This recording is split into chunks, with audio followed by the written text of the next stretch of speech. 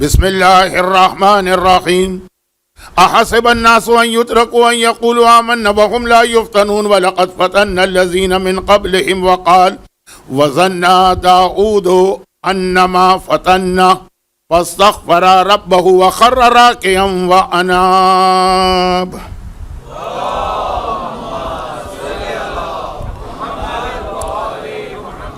یا میازہ کے اس 5ویں عشرے میں جو عشرہ ذنبیہ کہلاتا ہے، اس سال ہمیں 2 جمعے مل رہے ہیں. گرچہ شب جمعہ تو ایک ہی ملی تھی، لیکن پہلی تقریر، پہلی مجلس جمعے سے شروع ہوئی تھی اور آج شب جمعہ ہے. تو جمعہ شب جمعہ مل کے 24 گھنٹے کا ایک دن بنتا ہے. اس کے حوالے سے ہر سال، بلکہ ہر سال کیا، دنیا میں جہاں بھی میں جاتا ہوں، مختصر سے ہی 2-3 پیغامات ہیں جو دیے جاتے ہیں، جن میں سے ایک پیغام تو زمانے کے امام کے حوالے سے ہے. وہ پچھلے جمعے کو بات ہو گئی. اور اگر ہمارا عنوان ایک اعلان شدہ عنوان نہ ہوتا، ایمان کے تقاضے کربلا کے تناظر میں، کیونکہ میں بہت سی جگہوں پہ بغیر کسی عنوان کے گفتگو کرتا ہوں، اگر پہلے سے ایک اعلان شدہ عنوان نہ ہوتا تو آج بھی زمانے کے امام پہ گفتگو ہو سکتی تھی. لیکن چونکہ وہ عنوان بھی مکمل کرنا ہے، خیر مکمل تو کیا ہوگا، لیکن کچھ نہ کچھ ایک منزل تک پہنچانا ہے. تو اب میں شب جمعہ کے اس پہلے پیغام کو، جو پچھلے جمعے کو آ چکا ہے، دہراؤں گا نہیں. ہاں، شب جمعہ کا دوسرا پیغام، اور شاید 2 دن پہلے میں نے اعلان کر دیا تھا کہ وہ کیا پیغام ہوگا، اور یہ میری ایک غلطی تھی شاید، جو اس وقت میں منظر دیکھ رہا ہوں. لیکن چونکہ میں نے زندگی میں کبھی اس کا خیال ہی نہیں کیا، اس لیے وہ غلطی تو نہیں ہے. انشاءاللہ مصائب کی منزل تک اس عنوان سے ڈرے ہوئے لوگ بھی آ جائیں گے. یہ تمہید کے بعد اصولاً تو اس وقت مجھے ممبر پر آنے کا شرف ملنا چاہیے تھا، وقت تو اب ہوا ہے. تو یہ ایک تمہید کے بعد قرآن کریم کی جو 2 آیتوں کی آج تلاوت کی گئی ہے، پہلی آیت تو آپ روزانہ سن رہے ہیں کہ کیا تم یہ سمجھ رہے ہو کہ خالی زبان سے اپنے آپ کو مومن کہہ دو گے وہ یوں تو رکھو، اللہ تمہیں چھوڑ دے گا کہ ہاں جاؤ تم مومن ہو ہی نہیں سکتا. لن تجد لسنت اللہ تبدیلا، تم آدم سے قیامت تک اللہ کے طریقے میں کبھی کوئی فرق نہیں پاؤ گے. اللہ کی سنت، اللہ کا طریقہ بدلتا نہیں ہے. لن تجد لسنت اللہ تبدیلا، تو آدم سے قیامت تک اللہ کا ایک طریقہ ہے، تو تمہیں کیوں اللہ صرف زبان سے مومن کہنے پہ چھوڑ دے گا، جبکہ وَلَقَدْ فَتَنَّا الَّذِينَ مِن قَبْلِهِمْ، تم سے پہلے بھی جو گزرے ہیں تو ہم نے ہر ایک کا امتحان لیا، آزمائش کی، اس کو ٹیسٹ کیا، پھر اس کے ایمان کو قبول کیا. اور اب یہ تو آیت پہ بات یہ عرض کر دوں کہ ایک طرح سے ابھی شروع بھی نہیں ہوئی ہے، وہ کل کی مجلس میں مزید اس آیت کی، خاص اس آیت کی تفسیر آئے گی. لیکن پھر اس کے بعد قرآن نے یہ تو ایک پیغام دیا سب کے لیے. اب اس کے بعد قرآن نے مثالیں بھی دی ہیں، جن میں سے بہت ہی مشہور مثال ہمارے یہاں جو مجلسوں میں پڑھی جاتی ہے وہ حضرت ابراہیم کی ہے. اذ ابتلی ابراہیم ربہ بکلمات فاتمہن، کیونکہ آخر میں انی جاعلک للناس اماما. تو وہ امامہ والی آیت کی وجہ سے کہ ہم نے تمہیں امام بنایا، حضرت ابراہیم کی آیت تو تلاوت کی جاتی ہے، لیکن وہ شروع کہاں سے ہوتی ہے؟ اختتام تو یہ ہوتا ہے کہ ابراہیم ہم نے تمہیں امام بنایا. شروع کہاں سے ہوتی ہے؟ کہ پہلے ہم نے تمہارا امتحان لیا. ابراہیم جیسے نبی جو خلیل خدا کہلاتے ہیں، ان کا بھی امتحان لیا گیا ہے، تو ہم اور آپ کیا ہیں؟ اور پھر وہ آیت آئی تھی جو اپنی جگہ حضرت ابراہیم کے مقابلے میں اور زیادہ واضح پیغام لاتی حضرت داؤد کی، کیونکہ وہی لفظ اس میں آیا ہے جو سورہ عنکبوت میں آیا تھا. وَلَقَدْ فَتَنَّا، آیت ہے وَظَنَّ دَاؤُودُ أَنَّمَا فَتَنَّا، اور داؤد کو یقین ہو گیا کہ یہ اللہ نے میرا ایک امتحان لیا ہے. اب میں وہ لفظ کہنا نہیں چاہتا ہوں، کیونکہ 2 دفعہ یہ بات آ چکی ہے کہ نبی کی توہین والا کوئی لفظ کہنا حرام بھی ہے. اور کل تو 8ویں امام کی حدیث آئی کہ میں تو ایسے آدمی کو دوہری سزا دوں گا. وہ لفظ میں کہنا نہیں چاہتا. اللہ نے امتحان لیا، لیکن وہ امتحان میں حضرت ابراہیم کی طرح سے حضرت داؤد 100 میں 100 نمبر لے کے کامیاب نہیں ہوئے کہ لفظ صحیح نہیں. ابراہیم کے لیے لفظ آیا وَإِذَا ابْتَلَىٰ إِبْرَاهِيمَ رَبُّهُ بِكَلِمَاتٍ فَأَتَمَّهُنَّ أتمہن مکمل تمام پورا امتحان انہوں نے دیا 100 میں 100. داؤد کے امتحان میں آپ سمجھ لیجئے کہ 100 میں 99 نمبر جو اسکول میں کالج میں ملا کرتے تھے. ہمارے زمانے میں آج کل تو کچھ گریڈنگ سسٹم ہے. تو قرآن نے کہا فَاسْتَغْفَرَ رَبَّهُ. جیسے ہی داؤد کو یقین ہوا کہ یہ جو میرے پاس کیس آیا ہے یہ کوئی عام کیس نہیں ہے, یہ تو میرا ایک امتحان تھا. انما فتنا, وہ لفظ جو قرآن نے ہمارے اور آپ کے لیے استعمال کیا کہ وَلَقَدْ فَتَنَّا, ہم تمہارا امتحان لیں گے, وہ داؤد کی زبان پہ آئے, داؤد کے ذہن میں آئے. انما فتنا فاستغفر ربہ. اب نبی تو ایک نمبر سے بھی پیچھے رہ جائے اس کے خیال میں, اس کے اندازے, اس کے حساب سے یہ بہت بڑی بھول ہے. تو استغفار کیا اپنے رب کی بارگاہ میں, خر راکعہ, سجدے میں گر پڑا, واناب, اور پھر اس نے توبہ کی. اناب جس سے اللہ کا ایک نام منیب بنا, یا اللہ کی طرف وہ واپس پلٹ کے گیا. اب یہ آیت کے ترجمے میں زیادہ وقت لگا دیتا ہوں. داؤد کا ایک امتحان, اور وہ امتحان وہی تھا کہ دو فرشتے لڑتے ہوئے آئے, کوئی کیس وغیرہ نہیں تھا. وہ دو فرشتوں کی لڑائی نہیں, مسئلہ ایک اختلاف, ایک مسئلے میں جھگڑا. اس کی 99 بھیڑیں ہیں, میری ایک بھیڑ ہے, تو وہ یہ کر رہا ہے اور وہ کر رہا ہے. اب میں تفصیل میں جاؤں گا تو تقریر کا موضوع بدل جائے گا. یہ داؤد کا ایک امتحان تھا. لیکن یہاں پہ ہمارے سامنے معصوم کی ایک حدیث اور آ رہی کہ یہ تو اللہ نے اعلان کر دیا کہ میں ہر ایک کا امتحان لوں گا. نہیں, ہر ایک کا نہیں, جو اپنے آپ کو مومن کہے گا. کافروں کا بھی امتحان ہوگا, منافقوں کا بھی امتحان ہوگا, لیکن اس میں ضروری نہیں کہ ہر ایک کا ہو. مومنوں میں سے ہر ایک کا ہوگا. اور مومنوں کا جو امتحان ہوگا اس کے 2 طریقے اللہ نے بیان کیے. کچھ کو ہم مصیبت میں رکھ کر مصیبت کے ذریعے ان کا امتحان لیں گے, کچھ کو ہم نعمتیں اور دنیاوی عیش و آرام دے کر ان کا امتحان لیں گے. کسی کی مالی حالت بہت اچھی ہو جانا یہ بھی ایک امتحان ہو سکتا.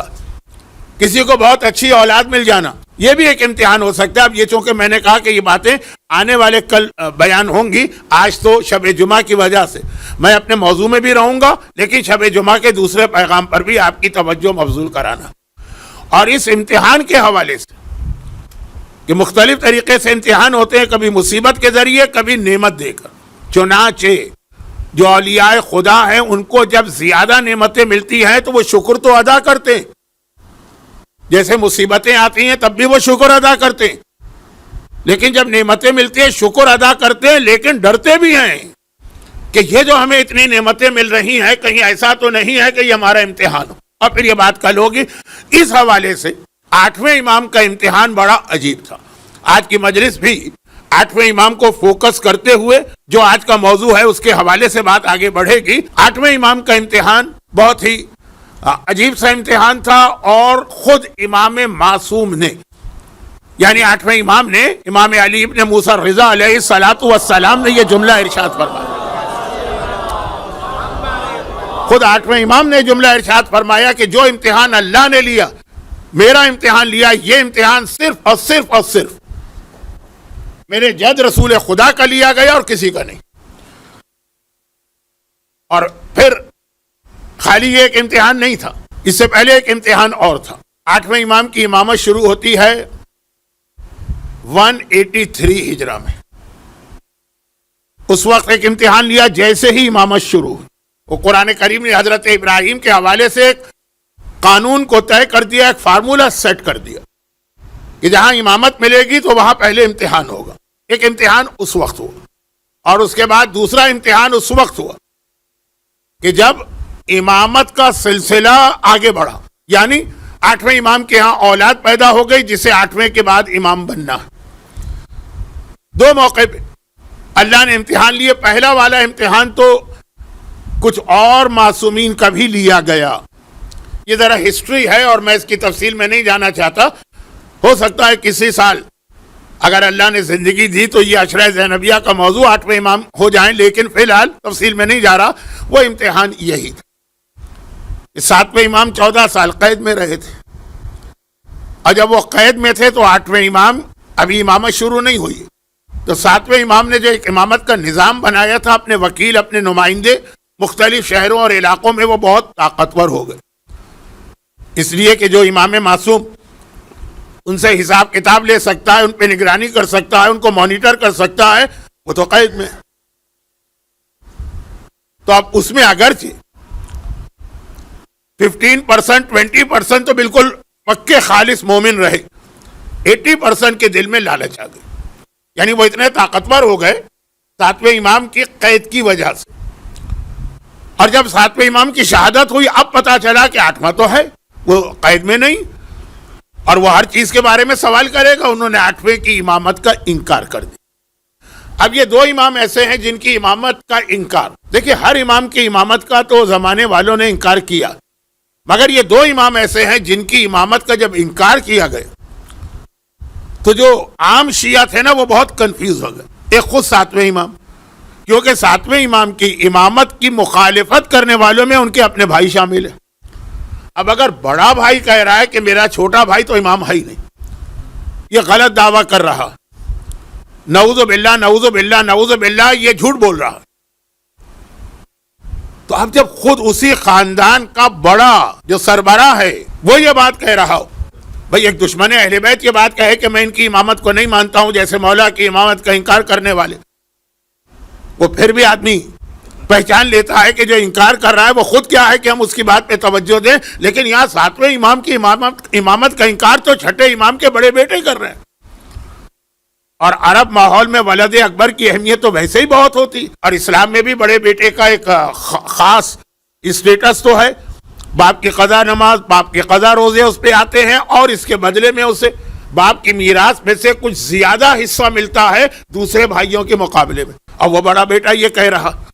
تو ایک تو وہ اب وہ چونکہ 7ویں امام کی امامت یا حالات آج کا موضوع نہیں، تو میں یہ بتا رہا ہوں کہ مخالفت تو ہر امام کی ہوئی، لیکن یہ 2 اماموں کی مخالفت اس لیے عام مومنین کو کنفیوز کر گئی کہ مخالفت کرنے والا خود بھائی ہے، سگے بھائی نہیں، یعنی مائیں الگ تھی لیکن بہرحال بھائی، اور دوسرا 8ویں امام کی امامت، بھئی ان کی امامت کا انکار کرنے والا بھی کوئی یزید یا ہارون یا مامون یا مروان یا منصور نہیں ہے، ان کے بابا کے وہ وکیل ہیں جنہیں ان کا باپ نام لے لے کے وکیل بنا کے گیا۔ بھئی جیسے آج کل کے مراجع ہیں، یہ بھی نائب امام ہے لیکن کسی کا نام نہیں ہے۔ معصومین نے ایک اصول بتا دیا کہ جس میں یہ کوالٹیز ہوگی فَلِلْعَوَامِ أَن يُقَلِّدُوا، وہ لوگ اس کی تقلید کریں، نام نہیں لیا کہ یہ ہے ہمارا نائب، لیکن 7ویں امام نے تو نام لے کے کہا یہ میرا نمائندہ ہے مدینے میں، یہ میرا نمائندہ ہے کوفے میں، یہ میرا نمائندہ ہے بصرے میں، اور اس طرح 7واں مقرر کر کے گیا، اور وہ یہ کہہ رہے ہیں نمائندے کہ یہ 8واں غلط بیانی کر رہا ہے۔ دلیل اس کے لیے بڑی یعنی پیاری دلیل لے کر ہے، پیاری میں کہہ رہا ہوں کہ بعض چیزیں ایسی ہوتی جو شرعاً غلط ہوتی ہیں، عوام کے ذہن اسے قبول کر لیتے ہیں۔ وہ جو کل میں بات اسی سے شروع کر رہا تھا، کلموا الناس علی قدر عقولہم، کبھی آپ غلط بات بھی کہیں لیکن عوام کے معیار کے مطابق کہیں، لوگوں کی عقل میں آ جاتا ہے، اپیلنگ دلیل ہوتی ہے۔ اب اگر کوئی یہ کہہ دے کہ اس کائنات میں رسول اللہ کے بعد مولا کی عظمت و فضیلت اور رتبے میں کوئی شک ہے، تو مومن تو شک کر ہی نہیں سکتا۔ خود 8ویں امام کی کتنی حدیثیں اس حوالے سے ہیں، یہ بھی 8ویں امام کی حدیث ہے کہ میرے جد ایک دن میرے دادا کو دیکھ کے کہہ رہے تھے کہ یا علی، میں نے جب اللہ سے خصوصی دعا مانگی تو تیرے لیے دعا مانگی کہ اے خدا 5 جگہوں پر علی کو میرے ساتھ رکھنا، وہ جو ایک مشہور حدیث، اور اس کا جو کہ پہلا جملہ میری آج رات کے موضوع کا حصہ بننے والا ہے، جب میں اب اپنی قبر سے اس حالت میں نکلوں، یہ 8ویں امام کے الفاظ ہیں۔ کتاب کا حوالہ میں کل دے چکا ہوں، اگرچہ ہر مومن جانتا ہے کہ کتاب میں کوئی حدیث آ جانا دلیل نہیں ہے کہ یہ حدیث صحیح، لیکن بہرحال یہ والی حدیث صحیح کہ جب میں اپنی قبر سے نکلوں اپنے بالوں سے مٹی جھاڑتا ہوا، یہ لفظ کہنے کی رسول کو ضرورت نہیں تھی، لیکن قبر کے حوالے سے جو پیغام بھی اس میں ضمناً مل رہا کہ قبر اتنی ایک سخت چیز، اللہ کے رسول کہہ رہے ہیں کہ جب میں قبر سے اپنے بالوں سے مٹی جھاڑتا ہوا نکلوں تو اے علی تم میرے ساتھ ہو، اور اللہ نے میری یہ دعا قبول کر. پیغمبر عام جملہ بھی کہہ سکتے تھے کہ جب میں میدان قیامت میں آؤں تو تم میرے ساتھ آؤ، نہیں، جب میں اپنی قبر سے اس حالت میں نکلوں کہ اپنے بالوں سے مٹی کو جھاڑ رہا ہوں. اور اس میں وہ پیغام بھی آ گئے کہ ہمارے اور آپ کے جسم تو قبر میں جا کے گلتے ہیں اور سڑتے ہیں، نہ ہمارے سر ہوں گے نہ بال ہوں گے، لیکن سینکڑوں سال بھی گزر جائے نبی اور امام کا جسم محفوظ رہتا ہے. لیکن یہ تو موضوع کہیں اور جا رہا ہے، واپس آئی. اور پھر مثلا یہ کہ جب پھر حساب کتاب کا موقع ہے، میزان ترازو، وہاں پر جب میں کھڑا ہوں تو اے علی تم میرے ساتھ ہو، اللہ نے میری یہ دعا بھی قبول کر. اور جب اللہ مجھے میدان قیامت میں علم دے گا، لوائے حمد، تو وہ تیرے ہاتھ میں ہو، یہ اللہ سے دعا مانگی اور اللہ نے دعا بھی قبول کر لی. اور پھر جب مجھے کوثر ملے تو اس کو ساقی کا فریضہ تم ادا کرو، اور اللہ نے میری یہ دعا قبول کر لی. اور جب جنت میں میری ساری امت جائے تو قیادت تم کرو، تم آگے چل رہے ہو، تمہاری وجہ سے میری امت تمہارے پیچھے پیچھے جائے، اللہ نے یہ دعا بھی قبول کر لی. یہ 8ویں امام کی حدیث، اور ایک نہیں، حدیثوں کا ایک سلسلہ چلا آ رہا.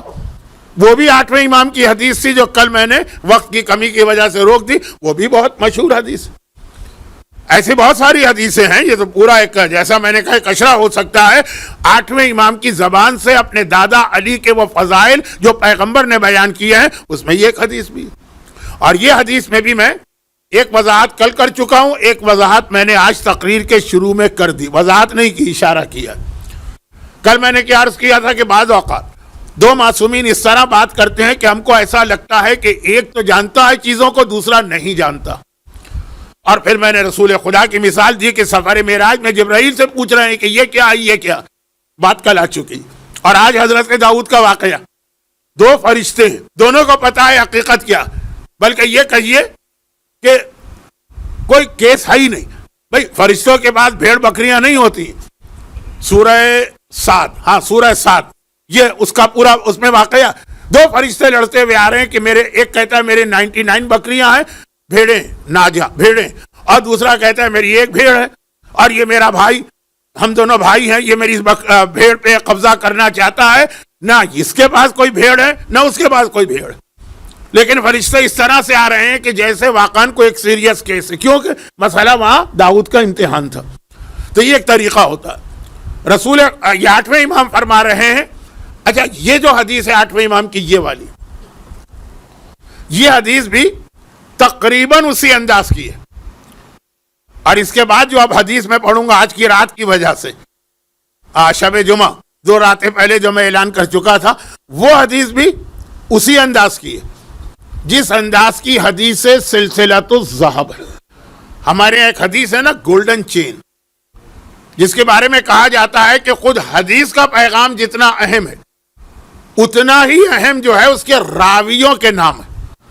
اور وہ آپ کو معلوم ہے بہت مشہور ہے، اس لیے کہ آج بھی ہمارے تمام مجتہدین یہ لکھتے ہیں کہ اگر مردے کو عذاب قبر سے بچانا ہے یا کم از کم اس کے عذاب میں کمی لانا، تو اس کے کفن کے اوپر حدیث لکھو کہ نہ لکھو، اس کے راوی لکھو. راوی یعنی چین آف نیریٹر، راویوں کا سلسلہ وہ مشہور ہے. 8ویں نے کہا کہ مجھ سے میرے بابا نے، اور ان سے ان کے بابا نے، اور ان سے ان کے بابا نے، اور یہ سارے معصوم راوی چلے آ رہے ہیں. صرف یہ ہے کہ آخر میں 2 راوی اور بڑھ گئے، یعنی پھر دادا نے، اور دادا نے پھر اپنے والد سے، اور انہوں نے چوتھے سے، اور انہوں نے تیسرے سے، اور انہوں نے مولا سے، انہوں نے رسول خدا سے سنا. اب جو 2 حدیثیں میں پڑھنا وہ یہاں جا کے رک جاتی ہے. لیکن جو حدیث ہے سلسلۃ الذہب ہے، اس کے اندر ہے کہ رسول کہتے ہیں میں نے جبرائیل سے سنا، جبرائیل کہتا ہے میں نے خود اللہ سے سنا. یہ جو راویوں کا سلسلہ ہے نا، یہ خود راویوں کے نام ہی دنیا اور آخرت کی ہر پریشانی دور کرنے کے لیے کافی ہے. بلکہ روایت کا یہ جملہ ہے جسے ہمارے مراجع بھی لکھتے ہیں اپنی کتاب میں کہ یہ تو ایسے راوی ہے، اصل حدیث نہیں، خالی راوی، کہ یہ حدیث کے راویوں کے نام پانی پہ پڑھ کے اگر کسی مجنون کو بھی پلاؤ گے تو وہ صاحب عقل ہو سکتا ہے. تو یہ جو سلسلۃ الذہب کہلاتا ہے، ذہب یعنی آپ کو پتا ہے سونا، سلسلہ مانی وہ چین جو گلے میں عورتیں نیکلس یا ہار پہنتی راویوں کا. اب وہ تو 2 حدیث ہیں. جس کے اندر راویوں کا یہ سلسلہ، دونوں حدیثیں 8ویں امام سے، 8ویں سے شروع ہوتی ہیں دونوں. ایک وہ حدیث ہے جو عام طور پہ پڑھی جاتی ہے شہر نیشاپور میں امام جب پہنچے تھے امام، کہ قال اللہ لا الہ الا اللہ حسنی ومن دخل حسنی امنا من عذاب. یہ 8ویں امام نے نیشاپور میں حدیث ارشاد فرمائی تھی. پہلے راویوں کے نام لیے اور اس کے بعد کہا تھا کہ اللہ کہتا ہے کہ لا الہ الا اللہ کا کلمہ میرا قلعہ ہے، جو اس میں آ گیا میرے عذاب سے بچ گیا. اور انہی 8ویں امام نے انہی راویوں کے نام کے ساتھ، جس میں آخر میں رسول خدا کے بعد جبرائیل ہے، جبرائیل کے بعد اللہ، وہ حدیث ارشاد فرمائی جو آج مشہد مقدس میں 8ویں امام کی زری کے سرانے دیوار پہ لکھی ہے. پہلی حدیث ہے کہ لا الہ الا اللہ میرا قلعہ ہے. دوسری حدیث ہے ولایت علی حسنی ومن دخل حسنی امنا عذابی، علی کی ولایت میرا قلعہ ہے، جو اس میں آ گیا وہ ہر عذاب سے بچ گیا. یہ دو حدیثیں سلسلۃ الذہب کہلاتی ہیں. اور جیسا کہ میں نے کہا کہ جتنا ان کا اہم پیغام جتنا اہم ہے، ایک کا پیغام ہے توحید، پورے اسلام کی بنیاد، اساس، فاؤنڈیشن توحید، اور دوسرے کا پیغام ہے ولایت علی، پورے اسلام کی حفاظت کا نام ہے ولایت علی. دو بہت اہم حدیثیں لیکن راویوں کے. اب جو دو حدیثیں میں پڑھ رہا ہوں اس میں بھی راویوں کے یہی نام، مگر ایک فرق کے ساتھ کہ یہ رسول کے نام پہ رک جاتی ہیں حدیث. آگے جبرائیل اور جبرائیل نے اللہ، وہ یہ دو راویوں کے نام نہیں. ان میں سے پہلے والی حدیث 8ویں سے شروع ہوتی ہے. اس کے بعد جو حدیث میں پڑھوں گا وہ مزید ایک اضافہ ہے، وہ 9ویں سے شروع ہوتی ہے. 9ویں نے کہا کہ میں نے اپنے بابا سے سنا، اور پھر میرے بابا نے اپنے بابا 7ویں سے، اور انہوں نے اپنے بابا 6 سے، اور وہ سلسلہ. تو پہلے یہ حدیث سن لیجئے جو بالکل سلسلۃ الذہب کی طرح کی ہے، صرف اس فرق کے ساتھ کہ آخر کے دو راوی نہیں ہیں. اور وہ یہ کہ ایک دن یہ راوی 8ویں فرماتے میں نے اپنے بابا 7ویں سے، انہوں نے 6 سے، انہوں نے 5ویں سے، انہوں نے 4 سے، انہوں نے آقا حسین سے، انہوں نے مولا کائنات سے یہ سنا کہ ایک دن میں رسول اللہ کے ساتھ مدینے کے ایک بازار سے گزر رہا کہ اچانک ایک آدمی ہمارے سامنے آ گیا. قد اس کا لمبا تھا اور اس کے دونوں شانے بہت چوڑے تھے اور گھنی داڑھی تھی. یہ خود مولا کے الفاظ ہیں. اور اس نے آ کے پہلے رسول خدا کو سلام کیا، السلام علیکہ یا رسول اللہ، اور اس کے بعد اس نے مجھے سلام کیا، السلام علیکہ یا رابع خلفاء اللہ، اللہ کے خلیفہ میں چوتھے آپ نے میرا سلام. یہ سلام کرنے کے بعد بہت مشہور حدیث ہے، مجلسوں میں پڑھی جاتی ہے. یہ سلام کرنے کے بعد اس نے رسول خدا کو دیکھا اور کہا کہ یا رسول اللہ، جو میں نے کہا اور جس طرح سلام کیا یہ صحیح کہا نا؟ پیغمبر نے وہ لفظ استعمال کیا جو غدیر خم کے مجمع میں 1,20,000 مسلمانوں نے کہا تھا، اور قرآن میں بھی کئی جگہ. پیغمبر نے کہا بلا، ہاں بالکل تم نے ٹھیک کہا. یہ جب جیسے ہی سنا، یہ سن کے بعد نہیں چلا گیا. اب ایک مرتبہ وہی اس کو سمجھنا پڑے گا کہ جب دو معصوم بات کر رہے ہوں تو یہ اس لیے نہیں ہے کہ ایک جانتا ہے اور ایک نہیں جانتا، یہ اس لیے کہ ہمیں کیسے بتایا جائے. تو مولا کہتے ہیں، اور کس طرح کہتے ہیں کہ 8ویں کہہ رہے ہیں میرے بابا، ان کے بابا آقا حسین اپنے بابا علی سے یہ نقل کر رہے ہیں کہ میں نے رسول سے پوچھا کہ یا رسول اللہ، یہ تو انہوں نے مجھے چوتھا کہہ کے سلام کیا اور آپ نے تصدیق بھی کر دی، تو یہ سلام کا مطلب کیا تھا اور آپ نے تصدیق کیسے کی؟ کہا یا علی. یہ کہنے والے نے جو کہا وہ قرآن سے کہا، کیونکہ قرآن میں صرف 4 خلیفہ کا ذکر ہے جن میں چوتھے تم. پہلے آدم، یہ خود پیغمبر کے جملے ہیں، بہت مشہور ہیں، اس لیے میں تیزی سے پڑھ رہا ہوں. آدم کی خلقت کی، انی جاعل فی الارض خلیفہ، آدم کے لیے لفظ خلیفہ آیا، وہ پہلے خلیفہ. پھر حضرت موسیٰ کی دعا، اخلف نہیں، اے خدا ہارون کو میرا خلیفہ بنا، ہارون کے لیے لفظ خلیفہ آیا، یہ دوسرے خلیفہ تھے. پھر داؤد، یا داؤد انا جعلناک خلیفۃ فی الارض، ہم نے تمہیں خلیفہ بنایا، تو یہ تیسرے خلیفہ قرآن میں ہے. اور پھر اے علی تم آ گئے کہ جب یہ کہا یا ایھا رسول بلغ ما انزل الیک من ربک، تو یہ تمہاری خلافت تھی، یہ چوتھی خلافت قرآنی ہو گئی. کبھی کبھار مجھے لگتا ہے کہ مجمع ڈرتا ہے کوئی نعرہ لگانے سے کہ مولانا ڈانٹ نہ دے. نہیں ڈانٹے واٹیں گے نہیں. تو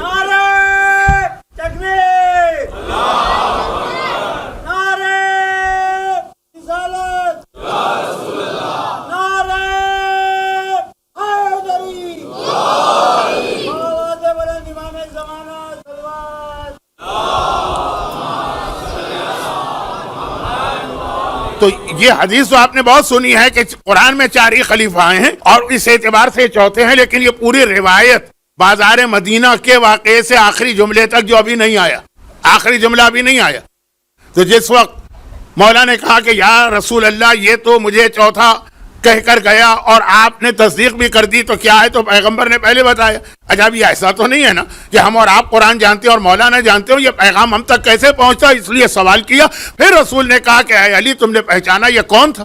کہا یا رسول اللہ آپ بہتر جانتے۔ کہا یہ خضر نبی تھے جو تمہاری خلافت کا اعلان بازار مدینہ میں کر کے گئے۔ روایت بازار کی ہے، بازار میں ہر وقت مجمع رہتا ہے۔ تو اب یہ بھی 8ویں امام کی حدیث۔ تو میں یہ عرض کر رہا تھا کہ اس طرح سے جب فضائل بیان کیے جاتے ہیں اور کثرت کے ساتھ 8ویں امام نے فضائل بیان کی، تو میں نہیں بھولا کہ میں نے یہ بات کہاں سے شروع کی تھی۔ تو اب یہ ہے کہ مولا کی فضیلتوں میں تو کوئی شک ہی نہیں، لیکن اب ان فضیلتوں کو سہارا بنا کر اگر کوئی غلط دلیل جذباتی انداز میں پیش کرے تو عام مومن جو ہے بہہ جاتا ہے اس کے اندر۔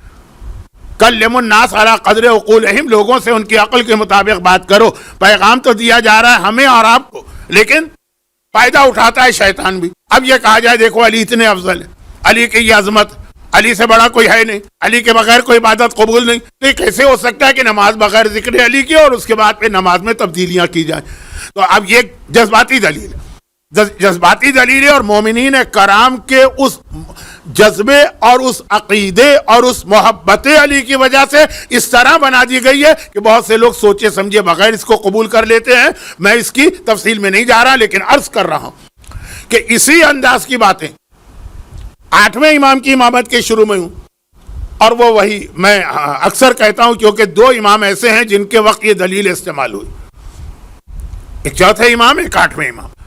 کہا کہ کیسے ہو سکتا ہے کہ اللہ نے عیسیٰ کو بچا لیا جبکہ وہ قید خانے میں تھے یا اپنے گھر میں تھے، اور 7ویں امام قید خانے میں اور اللہ نے ان کو نہ بچایا اور اللہ نے بچا لیا۔ اگر بچا لیا ہے تو اس کا مطلب یہ ہے کہ وہ زندہ ہے، اور اگر وہ زندہ ہے تو جب تک کہ 7واں زندہ ہے کوئی 8واں آ نہیں سکتا، تو یہ 8ویں کہاں سے آ گئے؟ اور یہ دلیل کون لوگ دے رہے ہیں؟ اب میں دہرانا نہیں چاہتا، مجمع کم از کم 3 گنا ہو چکا ہے اس وقت سے جب میں نے بات چھیڑی تھی۔ اب یہ دلیل دے رہے ہیں وہ وکیل جو خود سے وکیل نہیں بن گئے، ان کا نام لے لے کے 7ویں نے کہا یہ میرا نمائندہ، یہ میرا نمائندہ، تمہیں کوئی مسئلہ پیش آ اس کے پاس جاؤ، تمہیں خمس دینا ہو اس کو جمع کرو، یعنی اتنا ایک طرح سے امین، ٹرسٹ ورتھی۔ اب وہ یہ بات کہہ رہے ہیں، سب نہیں لیکن چھوٹی تعداد بھی نہیں، 80%۔ اب یہ پہلا امتحان 8ویں امام کو اپنی امامت کے شروع میں دینا پڑا۔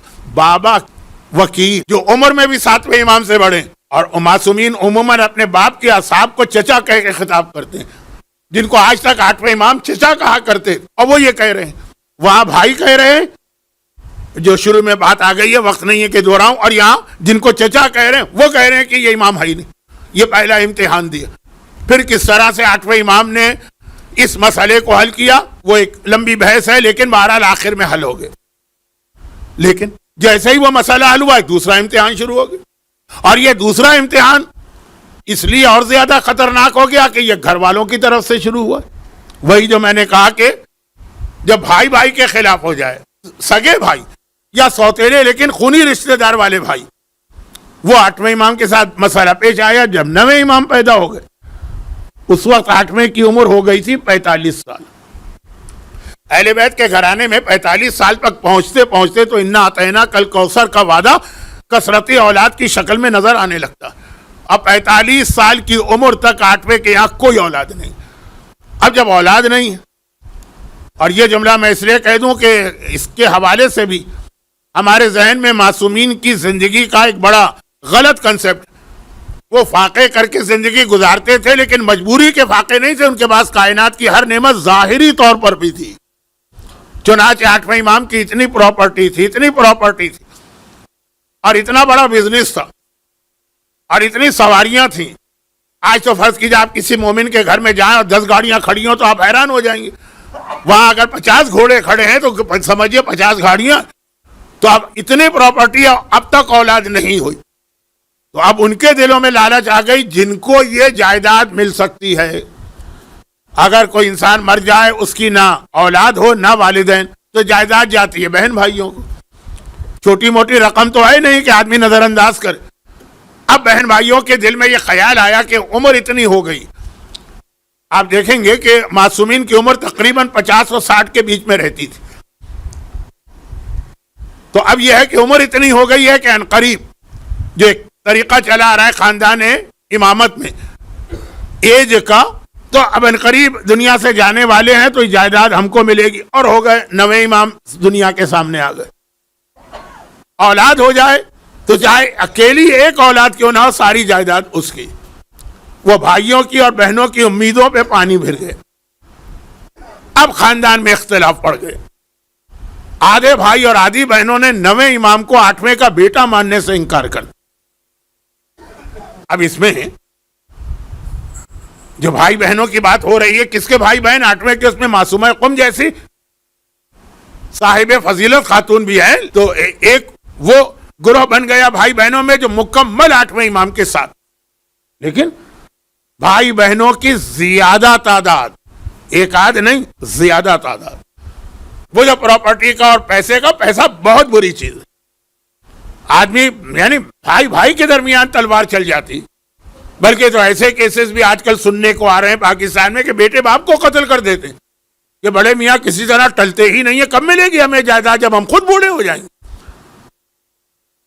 خاندان اہل بیت میں بہت واضح مثال, 9ویں کو 8ویں کا بیٹا ہی نہیں مانا. جو بیٹا مان لو گے تو ساری جائیداد ان کو جائے گی. اور پھر وہاں اللہ بھی, یہ امتحان اللہ نے بھی امتحان لے لیا. اور وہ یہ کہ اہل بیت کے گھرانے میں بڑے ہوں کہ چھوٹے, سب کے چہرے بہت ہی چمکنے والے چہرے ہوتے ہیں, چاندی کی طرح سے خوبصورت گورے. 9ویں امام کا رنگ ذرا سا دبتا ہوا تھا. جو پورے خاندان, اور خاندان سے مطلب خالی وہ لوگ نہیں جو چلی آ رہی ہے پوری ایک وہ فیملی ٹری والے پشتینی رنگ, اس سے بالکل مختلف. تو اور زیادہ ان کو موقع مل گیا باتیں کرنے کا کہ یہ ان کا بیٹا ہے ہی نہیں. اچھا ان کا بیٹا نہیں ہے تو یہ کیوں یہاں آ گئے؟ کہا کہ ہم سے 8ویں پہ کون الزام لگا رہا ہے؟ ان کا اپنا بھائی. کون الزام لگا رہا ہے؟ ان کی اپنی بہن. سب نہیں, معصومہ قم جیسی بہن بھی ہیں, لیکن کچھ. کہا کہ یہ ہم سے اتنا جلتے ہیں کہ ہمیں جائیداد سے محروم کرنے کے لیے پتہ نہیں کہاں سے ایک بچے کو لے آئے, اڈاپٹ کر لیا اور اپنا بیٹا کہہ کے مشہور کر دیا تاکہ جائیداد اس کو ملے. اڈاپٹڈ سن کو جائیداد نہیں ملتی ہے. اگر ایک آدمی کہہ دے کہ یہ میرا بیٹا نہیں ہے لیکن چونکہ میں لاولد ہوں اس لیے میں اس کو اڈاپٹ کر رہا ہوں, جائیداد بھی نہیں ملتی ہے, کوئی شرعی مسئلہ بھی نہیں بنتا. چنانچہ جس نے اگر ثواب کی نیت سے بھی اور چونکہ اولاد نہیں ہے اس نیت سے بھی کسی بچے کو, یتیم بچے کو اڈاپٹ کر لیا, بڑی نیکی کا کام کیا. لیکن جیسے یہ بالغ ہوگا اس کے لیے اپنی ماں سے پردہ واجب ہو جائے گا, یا دوسرے الفاظ میں ماں کے لیے اس سے پردہ واجب ہو جائے گا. اب ماں سے مراد وہی ہے کہ جو اڈاپٹڈ ہے. یا لڑکی کو اگر اڈاپٹ کیا تو جیسے ہی وہ 9 سال کی ہوگی تو اس کے لیے اپنے باپ سے پردہ واجب ہو جائے گا. بہت ساری چیزوں کی تفصیل میں گئے بغیر لوگ عمل کر لیتے ہیں, بعد میں بہت پچھتاتے ہیں اور کہتے ہیں اب تو ہم پھنس گئے. آپ کوئی راستہ نکالیے. خیر بات کہاں سے کہاں چلی گئی ہے 8ویں امام کے بارے میں, لیکن آج کی رات کا بھی ایک موضوع ہے. تو خلاصہ یہ کہ 8ویں امام کو دوسرا امتحان دینا پڑا. اب ذرا دیکھیے, پہلا امتحان بھی دینا پڑا جو تقریباً چچا کے اسٹیٹس پہ لوگ تھے اور اتنے قابل بھروسہ تھے کہ 7ویں نے نام لے لے کے ان سے کہا, ان کے بارے میں کہا کہ تم ان سے رجوع کرو, اور وہی خلاف ہو گئے. اور کیسا الزام لگا دیا کہ جھوٹا دعویٰ امامت کر رہے ہیں, نعوذ باللہ. 8ویں وہ امتحان دیا تو یہ جھوٹا دعویٰ آ گیا کہ جسے یہ اپنا وارث قرار دے رہے 9واں امام, وہ امام نہیں کیونکہ ان کا بیٹا ہی نہیں. جب ان کا بیٹا نہیں ہے تو امامت بھی وہاں نہیں. یہ ہم اور آپ سورہ عنکبوت کی جو آیت میں پہلی مجلس سے پڑھ رہا ہوں, آج 7ویں مجلس ہو گئی ہے, تو ہم اور آپ, قرآن کہتا ہے تمہارا امتحان لیں گے, تو ہم اور آپ کیا ہیں؟ ابراہیم, داؤد, حتی معصومین, حتی 8ویں امام, ڈبل امتحان. یہ تو میں نے 2 بڑے امتحان بتائے, باقی جو ہیں وہ تو ہیں اپنی جگہ پر. مگر ان سارے امتحانات کے درمیان 8واں اپنے چاہنے والے اور ماننے والوں کو ایک پیغام بار بار دے رہا. کسی کا جوان بیٹا مر گیا. اچھا کتابیں آج بھی جتنی حدیثیں اب تک میں نے پڑھی ابھی تک, وہ سب اسی کتاب سے ہیں جو شیخ صدوق نے لکھی. اچھا وہ کتاب کی جو حدیثیں ہیں پھر وہ حدیثیں دوسری کتابوں میں پھیلی. شیخ صدوق نے کتاب خصال میں بھی کافی حدیثیں کوٹ کی. علامہ مجلسی نے تو تقریباً اس کتاب کی ساری حدیثیں بہار الانوار میں پھیلا کے بیان کر دی. تو یعنی خالی ایک حوالہ نہیں، حوالے بہت ہیں. ٹائم نہیں ہے اس لیے میں، اور شاید مجلس عام لوگوں کی مجلس میں اس کی ضرورت بھی نہیں، اس لیے میں زیادہ حوالے نہیں دے رہا. یہ حدیث کسی کا جوان بیٹا مر گیا اور 8ویں نے دیکھا کہ اس کا بوڑھا باپ، یہ ابو ذر غفاری کا واقعہ آپ کو یاد آ رہا ہوگا، لیکن یہ وہ واقعہ نہیں ہے. ویسے ہی بوڑھا باپ جوان کے لاچھے پہ بیٹھا وہ رو رہا. 2 دن یا 3 دن پہلے ایک حدیث آئی تھی کہ وہ کیا رو رہا ہے؟ فرشتے روتے ہیں. جب کسی بوڑھے باپ کا جوان بیٹا مر جائے تو فرشتے روتے ہیں، لیکن باپ تو بہرحال روئے گا اور فرشتوں سے زیادہ روئے گا.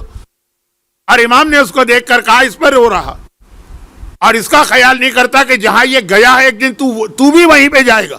اس کے لیے کوئی تیاری کی؟ بیٹا مر گیا ہے، پرسے کا وقت ہے، اس کو تسلی دینا ہے، دلاسا دینا. اور امام کہہ رہے ہیں کہ یہ تو گیا تو بھی تو جانے والا ہے، وہیں جانے والا ہے جہاں یہ گیا. تو کیا تو اس کے لیے تو کوئی تیاری کر کے بیٹھا؟ اور تیاری کسے کہتے ہیں یہ بھی 8ویں امام نے بتائی. البتہ یہ وہ حدیث جو میں نے کہا کہ ایک راوی اس میں شروع میں بڑھ جاتا ہے، آخر میں 2 راوی کم ہے. آخر والے راوی تو میں بار بار بیان کیا، شروع کا راوی بھی بتا دیا کہ یہ حدیث اصل میں 9ویں امام سے آئی. اور کس نے سنی ہے 9ویں امام سے؟ وہ بھی کوئی معمولی شخصیت نہیں، شاہ عبدالعظیم حسنی. تہران میں جو ایک زیارت ہم کرتے ہیں خاص شاہ عبدالعظیم کی، وہ ہے 9ویں امام کے صحابی. اور انہوں نے یہ فرمایا، جو کہ بہت اہم شخصیت ہے، ورنہ راوی کے لیے لفظ فرمایا نہیں آتا امام کے ساتھ، لیکن چونکہ یہ خود ایک بہت اہم شخصیت، تو انہوں نے فرمایا کہ میں نے 9ویں امام کی جب میں صحبت میں گیا تھا تو ان سے یہ جملہ سنا کہ 9ویں مجھ سے فرما رہے ہیں کہ میرے بابا 8ویں نے یہ کہا. اور پھر وہ سلسلہ چلا، 8واں 7واں 6واں 4تھا 3 امام حسین اور مولا علی. مولا علی پہ سلسلہ رکا. مولا نے یہ نہیں کہا کہ میں نے رسول سے سنا، ابھی رک گئے. مولا یہ فرماتے حدیث بہت مشہور ہو گئی ہے آج کل، اس لیے میں اس کی تفصیل میں نہیں جاؤں گا، پھر بھی پڑھوں گا ضرور. مولا نے کہا کہ ایک دن میں اپنی بیوی کے ساتھ رسول خدا کی زیارت کو گیا، یعنی شہزادی کے ساتھ. مولا اور شہزادی دونوں مل کر، ایک صدیق ہے، صدیق اکبر ہے، اور ایک صدیقہ طاہرہ. یہ صدیق اکبر وہ صدیقہ طاہرہ اس سے ملنے جا رہے ہیں جنہیں کافروں نے بھی صادق و امین کہا. سارے سچے اس حدیث میں جمع ہو گئے، سارے سچے اس حدیث میں جمع ہو گئے ہیں. مولا شہزادی کونین کے ساتھ رسول خدا کی خدمت میں گئے. فاطمہ کے بابا ہیں، علی کے ظاہری اعتبار سے خسر ہیں، ورنہ علی کے بھی بابا ہیں.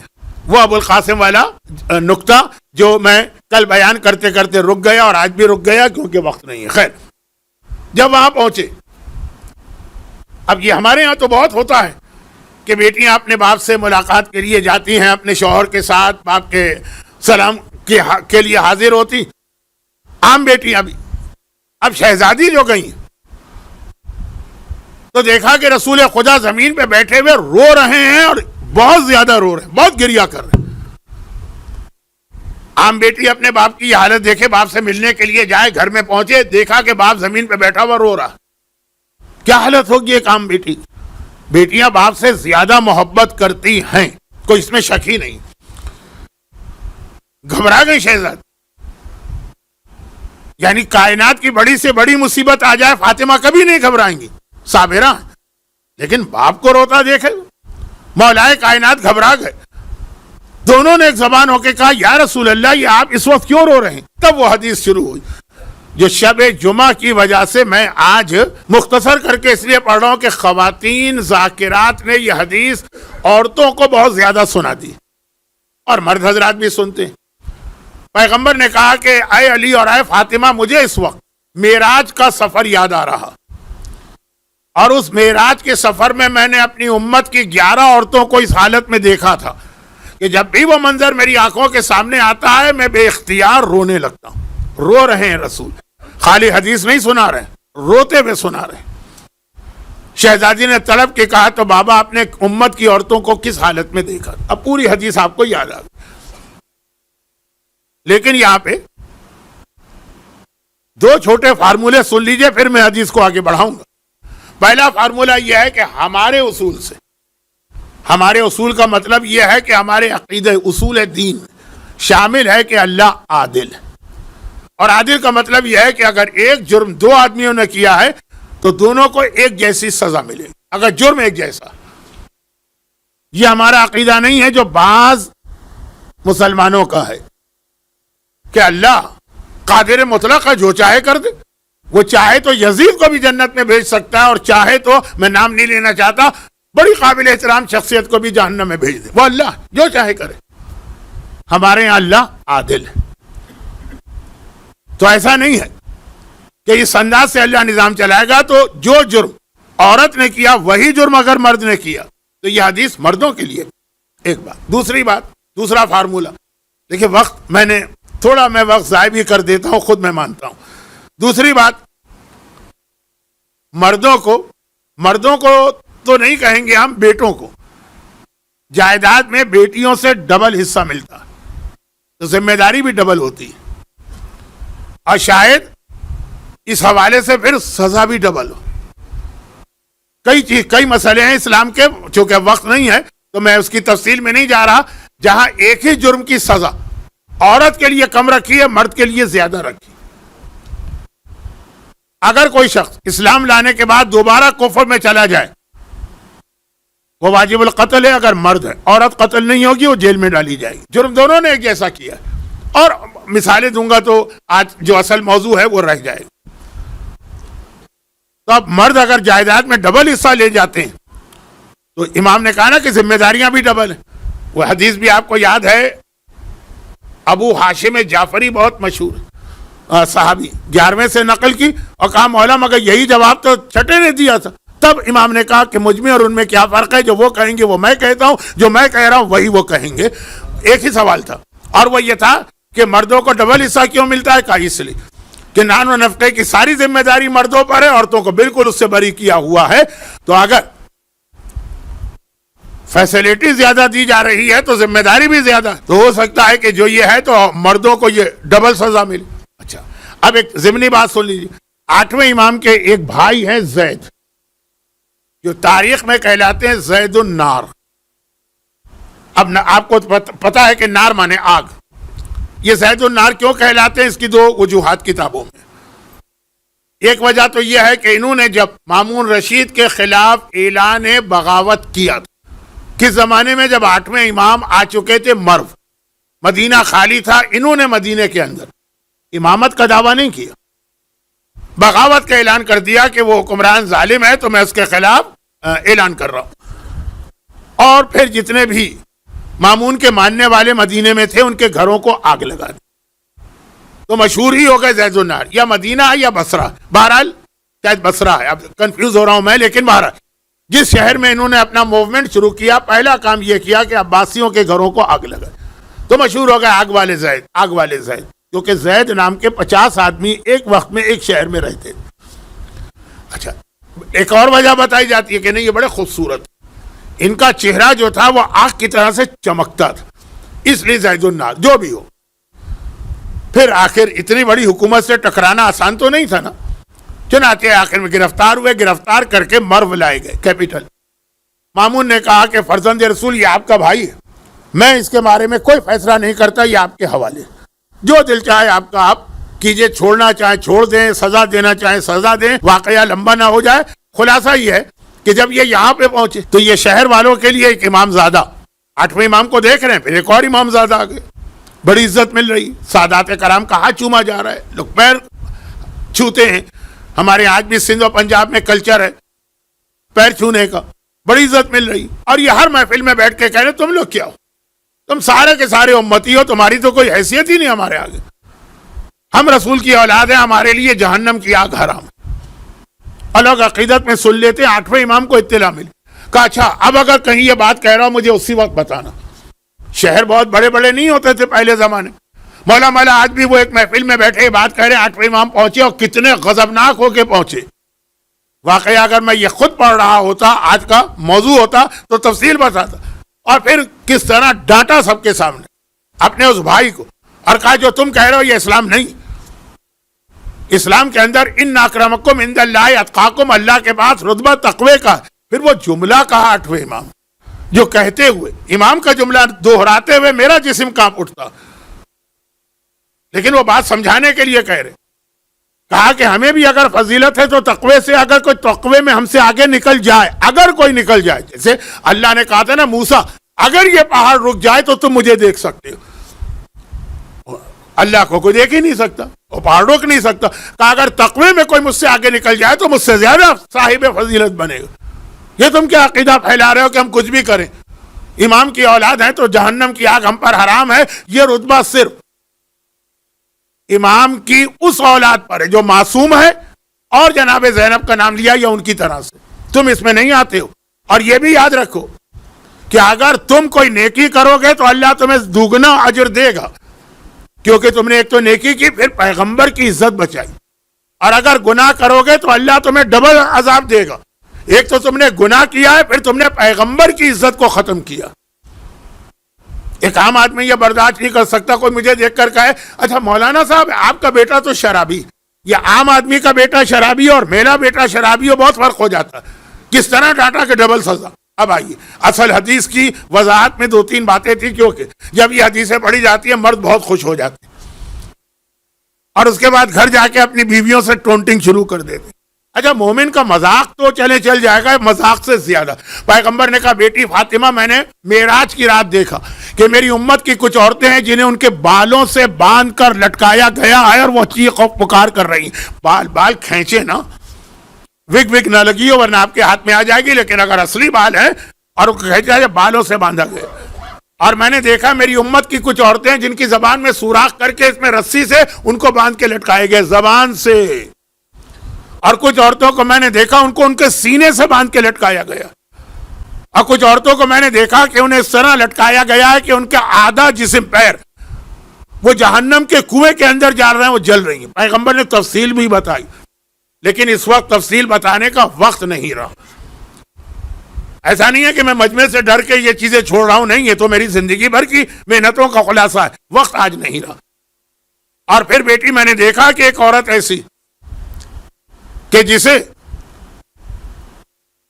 ایک جہنم کے ایک صندوق میں بند کیا گیا، وہ اندھی بھی ہے، وہ گونگی بھی ہے، وہ بہری بھی ہے، اور جزام اور برس کے مرض سے اس کے جسم کا گوشت گل گل کے گر رہا اور وہ فریاد کر رہی. اور میں نے پھر دیکھا کچھ ایسی عورتیں ہیں جنہیں پورا آگ میں رکھا گیا، جیسے باربیکیو کی آئٹم کو آپ اس طرح آگ میں رکھ کے لٹتے پلٹتے ہیں اور ان کا گوشت کاٹ کاٹ کے ان کو کھلایا جا رہا. اور پھر میں نے دیکھا میری امت کی کچھ عورتیں جن کا جسم گدھے کا ہے، سر خنزیر یعنی سور کا، اور ان کو منہ کے راستے سے سخت ترین عذاب دیا جا رہا. پھر میں نے دیکھا میری امت کی کچھ عورتیں جو کتے کی شکل میں آئیں. اب ذرا دیکھیے اصل حدیث لوگ بھول جاتے ہیں. مذاق جب اڑاتے ہیں نا، کس کا؟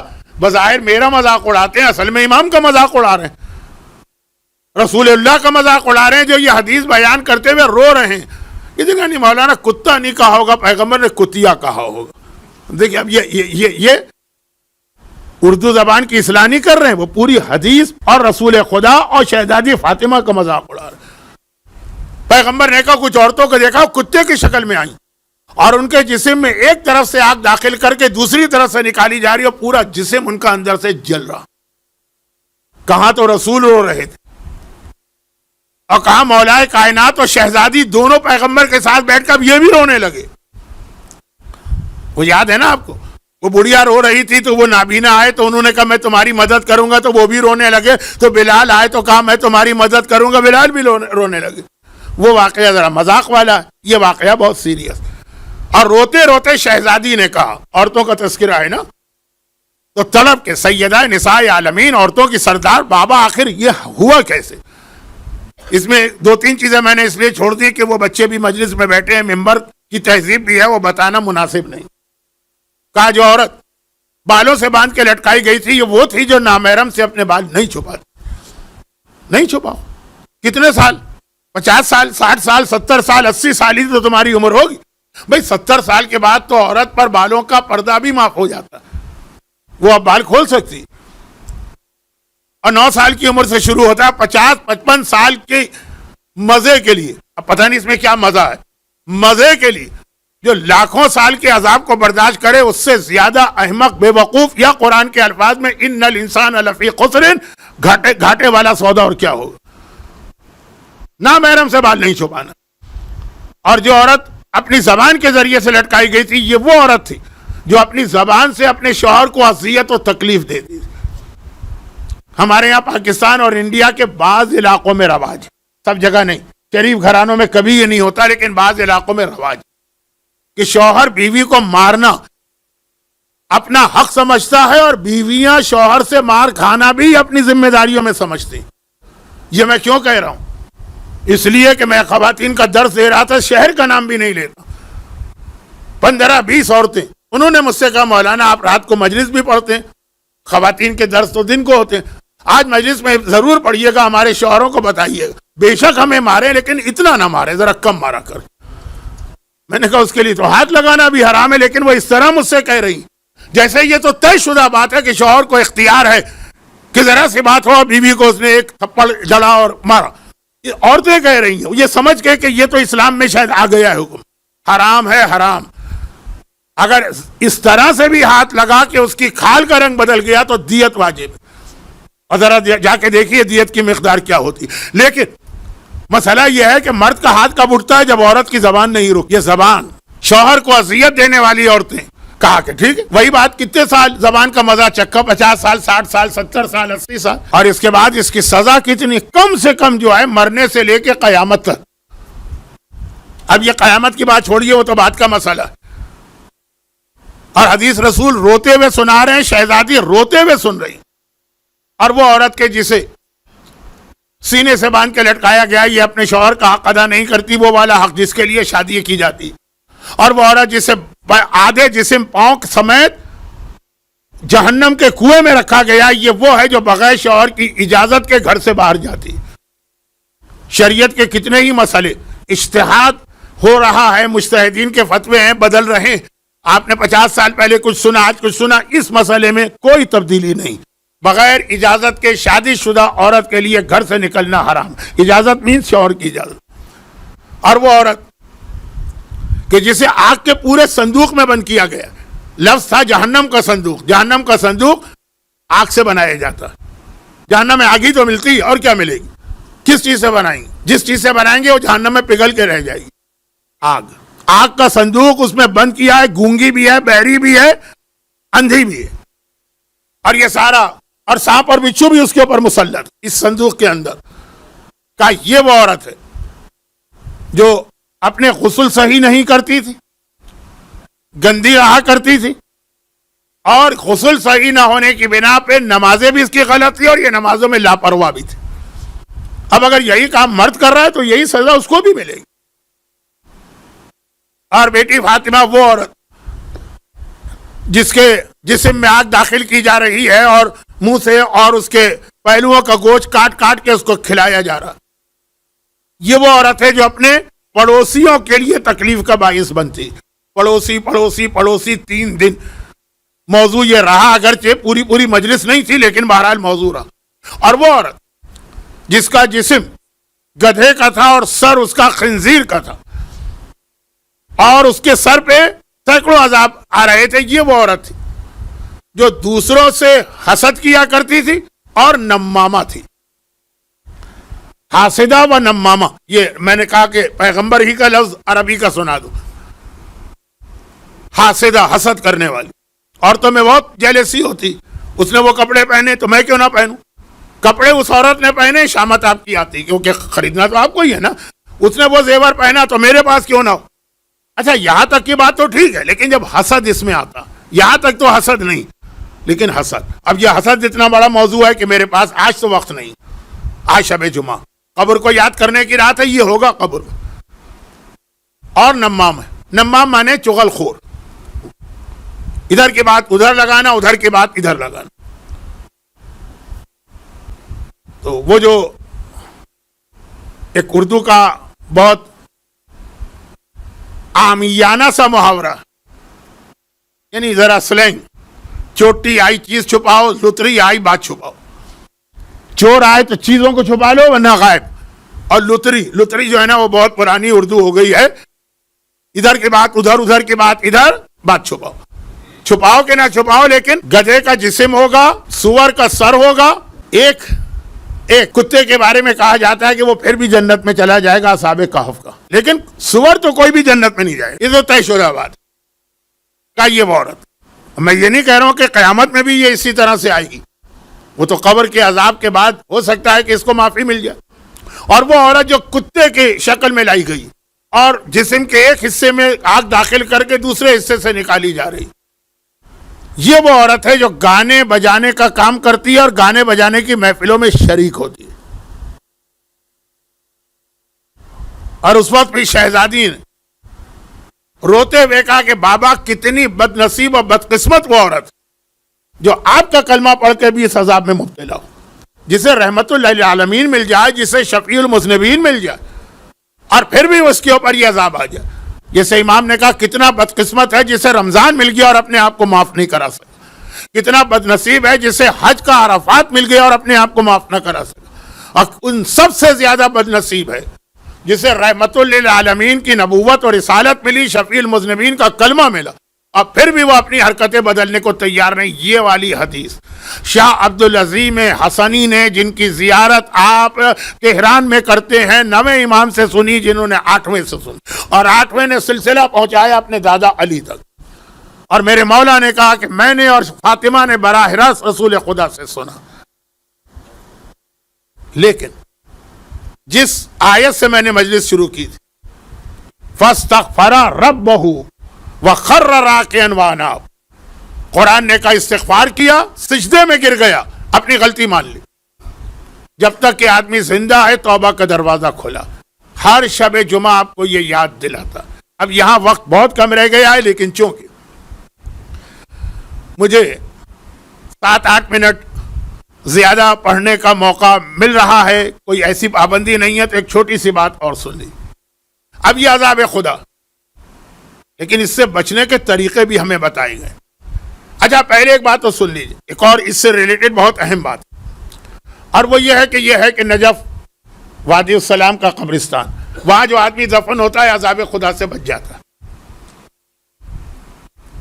یہ جو حدیث میں نے ابھی پڑھی ہے بہت پڑھی جاتی ہے، میں نے تو 11 میں سے صرف 7-8 ہی پڑھی ہیں، لیکن پوری 11 بھی پڑھی جاتی ہیں، 11 عورتیں۔ یہی گناہ اگر مرد بھی کر رہا، یہ تو نہیں ہو سکتا ہے نا کہ عورت گانا گا رہی ہے تو اس کو کتا بنا کے بھیجا جائے، اور مرد وہ گانا گا رہا ہے تو اس کو بھی کتا بنایا جائے۔ یہ جتنے گناہ، اب بعض اوقات اس میں لوگ، اب یہ جوک نہیں ہے، یہ مذاق اڑانا ہے۔ اور قرآن کریم کی ایک آیت ہے نا کہ دنیا میں جو لوگ مذاق اڑا رہے ہیں، آخرت میں پھر صاحبان ایمان بیٹھ کے ان لوگوں کا مذاق اڑائیں گے۔ مذاق میں لوگ کہتے ہیں مولانا، اور اگر کوئی یہ 11 کے 11 گناہ کر رہا ہے تو وہ کتا بن کے آئے گا کہ سور بن کے آئے گا کہ بالوں سے لٹکایا جائے گا کہ زبان سے ہوگا کیا؟ وہ اللہ سارے کے سارے 11 عذاب بھی ایک پہ دے سکتا ہے۔ اچھا، لیکن کچھ جگہ ایسی، کچھ طریقے ہیں عذاب سے بچنے کے۔ بہترین طریقہ تو وہ ہے جسے ہم مانتے ہی نہیں ہیں، توبہ۔ توبہ تو اس طرح سے گناہ کو معاف کر دیتا ہے جیسے کبھی تم نے گناہ کیا ہی نہیں۔ لیکن توبہ تو ایک بڑی چیز ہے۔ بہت سے لوگ تو گناہ کو گناہ ہی نہیں مانتے، توبہ تو وہ کرے گا نا جو گناہ کو گناہ مانے۔ تو پھر اور کچھ طریقے ہیں، مثلا نجف کا وادی السلام، وہ قبرستان ہے جس میں لوگ دفن ہوتے ہیں تو عذاب خدا سے بچ جاتے ہیں، بہت مشہور ہے یہ بات۔ لیکن کیا یہ ایسی ہی بات ہے؟ بہت ڈر لگتا ہے جو ابھی ایک کلپ کاٹ کے دے دیں گے کہ دیکھیے ایک مولانا آئے ہیں جنہوں نے وادی السلام کا انکار کیا ہے۔ نہیں، ابھی سنیے، سید مہدی بحر العلوم کا ایک واقعہ سن لیجیے۔ بچے ہیں شاید ان کو یہ کہانی سے بات سمجھ میں آ جائے۔ سید مہدی بحر العلوم ہمارے ان 2 مراجع میں سے ایک ہے جن کے بارے میں 100% کنفرم ہے کہ وہ امام زمانہ سے ملاقات کر چکے ہیں، نہیں کرتے تھے۔ تاریخ تیشیت میں محمد ابن یعقوب کلینی سے لے کر آج آغا سیستانی تک جتنے بڑے مرجع اور مجتہدین گزرے، سب کی ملاقات امام سے ہوئی۔ مگر یہ 2 جو میں ابھی بتا رہا ہوں، ان میں اور باقی میں فرق ہے۔ کیا فرق ہے؟ نمبر 1، جو باقی سارے مراجع سب کے نام لے لیجیے آپ، چاہے وہ کلینی ہوں، چاہے وہ صدوق ہوں، چاہے وہ مفید ہوں، چاہے وہ توسی ہوں، چاہے وہ علی ہوں، اور چاہے وہ محسن حکیم ہوں، چاہے وہ آغا بروجردی ہوں، وہ سب کی ملاقات امام سے ہوئی 1 مرتبہ، بہت ہوا تو 2 مرتبہ۔ یہ دو جو علماء ہیں ان کی ملاقات امام سے سینکڑوں بار ہوئی. ایک دوسری بات، وہ جتنے مراجع ان کی ملاقات امام سے اس وقت ہوئی جب امام نے چاہا. یہ دو مراجع ایسے ہیں کہ جب ان کا دل چاہتا تھا یہ خدمت امام میں پہنچ جاتے. یہ دو عظیم مرجع.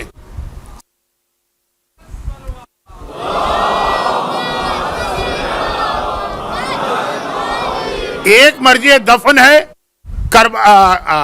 نجف اشرف میں مولا کے روضے کے انٹرنس پر. دوسرا مرجع دفن ہے وادی السلام قبرستان جہاں سے شروع ہوتا ہے.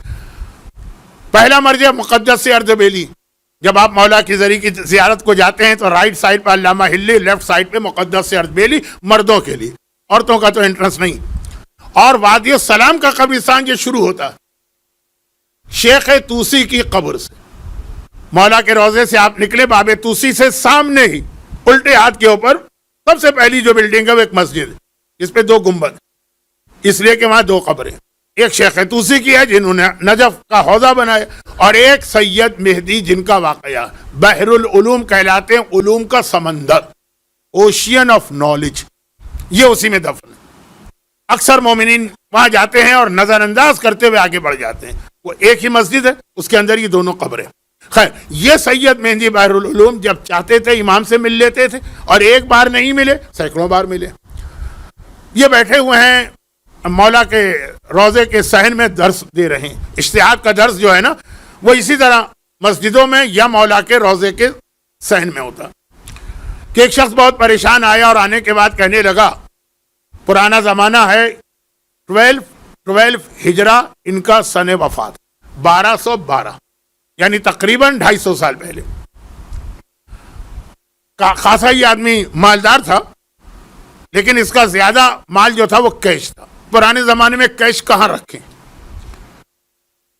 بینک تو تھے نہیں، لاکر تو تھے نہیں، چوریاں ہوتی تھیں، تو اپنے گھر میں حفاظت سے رکھتے تھے. لیکن اگر کہیں سفر پہ جانا تو اب اتنا سارا پوری زندگی کا جو اثاثہ ہے وہ تو سفر میں لے کے نہیں جا سکتے، ڈاکو بھی بہت، تو کسی کے پاس امانت رکھواتے تھے. اسلام میں امانت کی بہت اہمیت.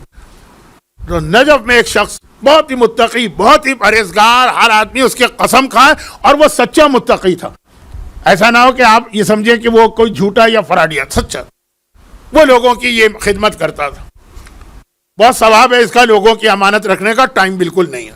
میں جلدی سے آگے بڑھ رہا ہوں کیونکہ ماتم کرنے والوں کو آج ماتم بھی کرنا ہے، شب جمعہ. خلاصہ یہ ہے کہ وہ کہیں سفر پہ گیا تو اپنے ساری دولت ان کے پاس رکھوا گیا، اس شخص کے پاس، متقی کے پاس. جب واپس آیا پتہ چلا وہ مر گیا. اب مر گیا ہے تو اس کا بھی قصور نہیں. یہ سید مہدی بحر العلوم کے پاس آ کے کہتا ہے کہ میں اس کے گھر گیا، اس کی بوڑھی بہن نے دروازہ کھولا، میں نے اس کو بات بتائی، اس نے کہا ہمارے پاس تو کوئی اطلاع نہیں، جو رقم تم بتا رہے ہم اپنے آپ کو بھی بیچ دیں تب بھی اتنا نہیں دے سکتے. اب وہ بھی اپنی جگہ صحیح، بہن بھی، مرنے والا بھی اپنی جگہ صحیح. کہیں اس نے ایسی جگہ چھپا کے رکھا ہوگا نا کہ گھر والوں کو بھی پتہ نہ چلے، کسی کی بھی نیت بدل سکتی. اور یہ آدمی جس کی ساری دولت لٹ گئی ہے یہ بھی اپنی جگہ صحیح. کہا کہ آپ کوئی طریقہ بتائیے. اب سید مہدی امام سے بھی ملاقات کرتے ہیں. انہوں نے کہا کہ میں خاص دعا تمہیں بتا رہا ہوں، کسی اور کو کبھی نہیں بتانا. یہ دعا ایسی ہے کہ مرنے والے کی قبر پہ جا کے پڑھا، یا کوئی بھی مرنے والا وہ قبر سے نکل کے آ جائے گا اور تمہیں تمہارے جو بھی تم کو پوچھنا ہے تم سے کچھ دیر بات کر لے گا. اب یہ دعا بتائی. نجف میں تو جتنے لوگ مرتے ہیں وہ سب وادی السلام میں دفن ہوتے ہیں، وہ بھی وادی السلام میں دفن تھا. یہ اس کی قبر پہ گئے، قبر تو پتا تھی نا کہ یہ، وہاں جا کے یہ دعا پڑھی. دعا پڑھی تو وہ قبر سے نکلا. لیکن یہ دعا پڑھنے والا جو مظلوم ہے گھبرا گیا، یہ تو کوئی اور آدمی نکل کے آ گیا، یہ اس کی قبر ہے. گھر والوں نے بتایا، خاندان والوں نے بتایا، یہاں وہاں کوئی اور نکلا. بھئی اگر 6 مہینے کے بعد کوئی اور نکلا تو سمجھ میں آتا ہے کہ قبر میں دوسرے مردے دفن ہوتے ہیں. یہ تو ابھی 5 دن پہلے کی بات. گھبرا کے کہا تو کون ہے؟ کہا میں ہلا کا رہنے والا ہوں. ارے ہلا کا رہنے والا یہاں کیسے آ گیا قبر میں؟ کہا جب میں اپنی قبر میں گیا تو وہ فرشتے آئے جن کو میں گھڑی دیکھ رہا ہوں، جن کو ملائکہ نقالہ کہتے ہیں. یہ پورا ایک الگ موضوع، جن کا کام ہے میتوں کو مرنے کے بعد منتقل کرنا. وہ آئے اور آنے کے بعد کہا کہ تو ہلا والے سے، تو اتنا نیک آدمی ہے کہ اگرچہ تو ہلا میں دفن ہوا مگر تیرا رتبہ ہے کہ تجھے وادی السلام میں پہنچایا جائے، ہم تمہیں لینے آئے. یہ کہے کہ مجھے لا کے اس قبر میں سلائے. تو کہا کہ اس قبر میں کوئی تھا پہلے سے؟ کہا نہیں، خالی قبر تھی. اب یہ آدمی واپس آ گیا علامہ مہدی بحر العلوم کے پاس. کہا کہ یہ آپ نے دعا بتائی، قبر تک گیا، مردہ نکلا مگر کوئی اور ہی نکلا، اور وہ دفن ہلا میں ہوا تھا. انہوں نے کہا اچھا اب ایک کام کرو، وہ جو آدمی جو تھا جس نے اپنا انٹروڈکشن کرا، اب ہلا جا کے اس کی قبر پہ ہی دعا پڑھو، شاید کچھ پتہ چل جائے. چنانچہ یہ ہلا گیا. اب نجف اور ہلا کتنا فاصلہ، وہ پہنچ گیا وہاں. اور جو قبر اس نے بتائی تھی مرنے والے نے، اس کی قبر پہ جا کے دعا پڑھی تو قبر سے وہی آدمی نکل آیا جس کے پاس امانت رکھوائی تھی نجف والے. اب دیکھا ہاں یہ آگے گھبرا کے پوچھا کہ تم یہاں کیسے؟ کہا کہ میں اللہ سے ایک ہی دعا کر رہا تھا کہ خدا بندہ کسی کو بھیج دے جو میرے مسئلے کو دور کرے. مجھ پر سخت ترین عذاب آ رہا تھا جب میں وادی السلام میں دفن ہوا. فرشتے آ گئے، کہا کہ اس کو عذاب دینا، اور وادی السلام میں عذاب آ نہیں سکتا تو اس کو یہاں سے ہلا بھیجو، اور ہلا میں اتنا متقی مومن ہے اس پر عذاب نہیں آنا چاہیے، اس کو وہاں سے یہاں لے کے آؤ. میں بہت مختصر کر رہا ہوں واقعے کو کیونکہ اصل چیز پیغام. کہا تو اتنا نیک، اتنا متقی، لوگوں کی امانت رکھنے والا، لوگوں کو سروس دینے والا، یہ کیا ہوا؟ کہا مسئلہ جو ہے وہ میری بہن کا، وہ بہن نہیں جو بوڑھی بہن تھی، جو میری چھوٹی بہن، اس کی وجہ سے اس عذاب میں مبتلا ہوں. اب یہ آدمی نے کہا کہ اچھا، سید مہندی نے کہا تھا کہ زیادہ وقت نہیں ملے گا اس دعا کے بعد. تو اب اس نے کہا مسئلہ چھوڑو، یہ بتا میری امانت کہاں ہے؟ اس نے بتایا ہاں وہ فلاں جگہ زمین کھود کے میں نے دفن کیے، جا کے وہاں سے لے لو. وقت تو تھا نہیں، تو اس لیے بہن کے مسئلے میں گیا نہیں، اپنی امانت، اور فوراً قبر بند وہ واپس چلا گیا. یہ واپس آتا ہے، پہلے تو اپنی امانت زمین کھودی مل گئی، پھر سید مہندی کے پاس آیا. مرجے وقت ہیں، عظیم ترین مراجع میں سے ایک ہیں، وہ اپنی جگہ سے کھڑے ہوئے. کہا چلو اس کے گھر میں جا کے اس کی بہن سے بات کرتے ہیں، اس کا عذاب بیچارے کا دور کروائیں. اس کی بہن کے پاس پہنچے، چھوٹی بہن، جوان بہن. اس نے سنا، کہا الحمدللہ، میں جو اللہ سے فریاد کر رہی تھی اپنے بھائی کے بارے میں کہہ رہی ہے جو عذاب میں مبتلا. کہا کیا ہوا؟ کہا اس نے مجھ پہ ظلم کیا تھا، میری شادی نہیں ہونے دے رہا تھا، ایک سے ایک اچھے رشتے آتے تھے، کہتا نہیں یہ رشتہ مجھے پسند نہیں، وہ رشتہ پسند نہیں، یہ فلاں خاندان ہے اس میں تو ہم لوگ شادیاں کرتے نہیں، وہ فلاں. بلا وجہ بغیر کسی شرعی جواز کے رکاوٹ بن رہا ہے. آج بھی کتنے ایسے لوگ، بھائی تو بھائی، میں نے والدین کو دیکھا ہے کہ اولاد کی شادیوں کے لیے تیار نہیں ہوتے. موضوع بڑھ گیا ہے، وقت میرے پاس صرف 3 منٹ کا بچا ہے مصائب سمیت. تو آج کی معذرت، انشاءاللہ آخری 2-3 راتیں تو غم کی راتیں، زیادہ مصائب پڑھوں گا. کہا کہ نہیں، میں معاف نہیں کروں گی، زندگی اس نے تباہ کر دی، اس کا حق کیا تھا میرے معاملے میں بولنے کا. یہاں تک روایت میں کہ سید مہندی بار بار کہتے رہے کہ بیٹی بیٹی اسے معاف کر دے، اب تیرا تو جو ہو گیا تو ہو گیا، لیکن وہ عذاب میں مبتلا، کا اس سے زیادہ عذاب ہونا چاہیے. آخر جا کے معاملہ اس پہ ٹلا کہ سید مہندی نے ایک بہترین رشتے کا انتخاب کرا کے اس کی شادی بھی کی اور اس کو سارا خرچہ بھی دیا. تب اس نے کہا میں نے اپنے بھائی کو معاف کیا. تو اب یہ جو میں بات کہہ رہا تھا جلدی میں سمیٹ رہا ہوں کہ عذاب خدا سے بچنے کے طریقے ہیں، لیکن یہ گارنٹی کیسے کہ اگر ہم وادی السلام میں دفن ہیں تو وہیں دفن رہیں گے؟ ہو سکتا ہے پہلی رات کو فرشتے نکال پھینکے اور پھینک دے ہمیں ہلا میں، یا بھیج دے ہمیں کہیں اور. یہ بھی گارنٹی ہونی چاہیے. اور اس کے بھی کچھ طریقے ہیں، وہ کل آئیں گے، مگر نہیں اب کل نہیں، صرف ایک جملہ. اس کا ایک طریقہ سنیے اور بات ختم. اور وہ طریقہ ہے کہ خود 8ویں امام میرا موضوع ہے، ان کی مشہور حدیث ہے من زارنی، جو میری زیارت کرے فی حیاتی زندگی میں اور بعد مماتی، یا میری موت کے بعد، میں 3 جگہوں پہ اس کی مدد کے لیے آؤں گا. ایک قبر میں اس کی مدد کروں گا، ایک قیامت کے میدان میں اس کی مدد کروں گا، ایک پل صراط پر اس کی مدد کروں گا.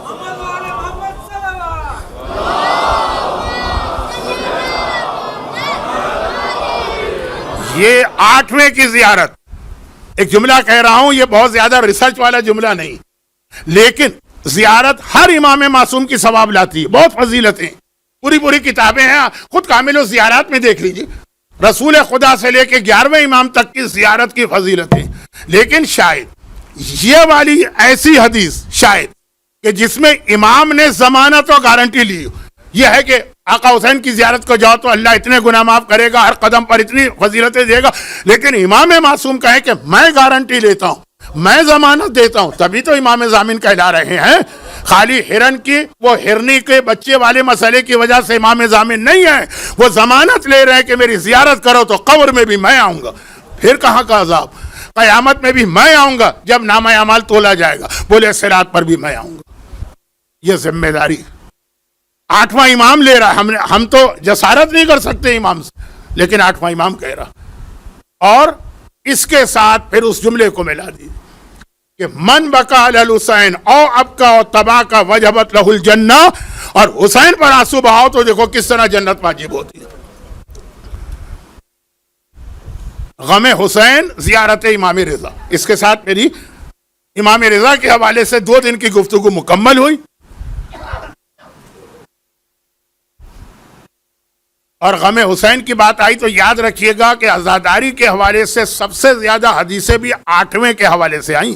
پورا مہینہ محرم کا امام سوگ مناتے تھے.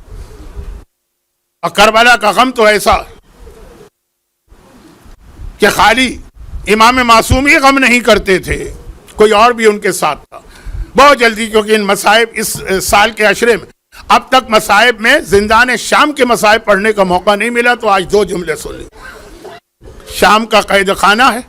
یہ جملہ تو آپ نے سنا کہ وہاں چھت بھی نہیں ہے، زمین پہ بچھانے کا فرش بھی نہیں ہے، اور ایک سے ایک ظالم و سنگدل کو ڈھونڈ کے یزید لاتا ہے اور اس قید خانے کا نگران بناتا ہے.